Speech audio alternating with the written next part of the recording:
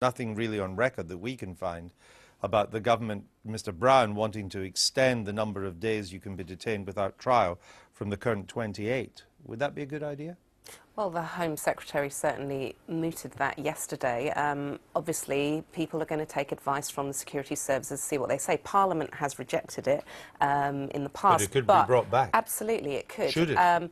In my view, I think we need to look at what makes a difference in preventing terrorist attacks, and everything shows us that the single most important thing is to prevent communities helping people carry out these attacks. Now, the way you get communities on your side is not actually to criminalise an entire community, which is what I think we actually run the risk of doing here. We want the same result. We want the same result, but I feel we're completely missing the boat if we say, let all doctors, why not all lawyers, all teachers, all academics? Exactly, politicians.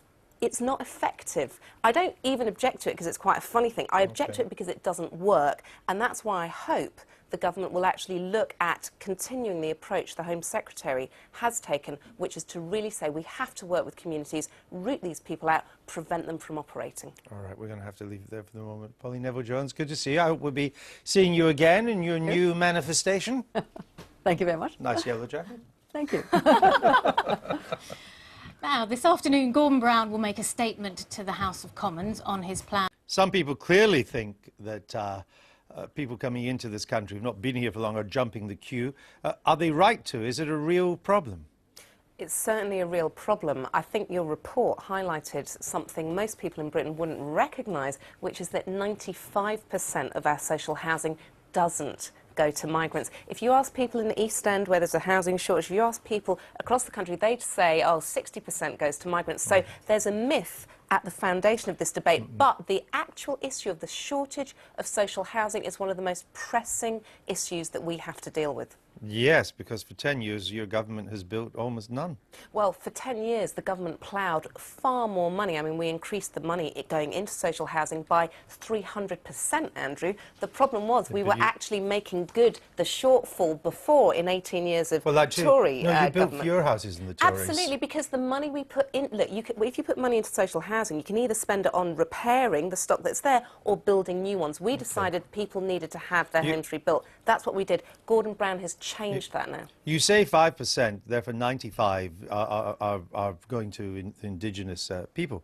But of course in areas of high immigration or high newcomers, that is not necessarily the case. It could be a lot higher than 5%. Well, 5% you're right, is you're an right. average. And if you base housing allocation solely on need, then obviously people who've just arrived in the country may be able to, quote, jump the queue because they actually do need it more than anyone else. You're right, which is why I, for a start, got the first inquiry in Parliament into affordable housing, because people need to have that access. Secondly, the people that arrive should not immediately, automatically take priority over those who have been here a long time in housing need. It's about, and that's why I've also called for people to get greater points in the point system due to the time they've been here. But we also have to look at the benefits that migrants bring, and that's gone up to £42 billion, Andrew.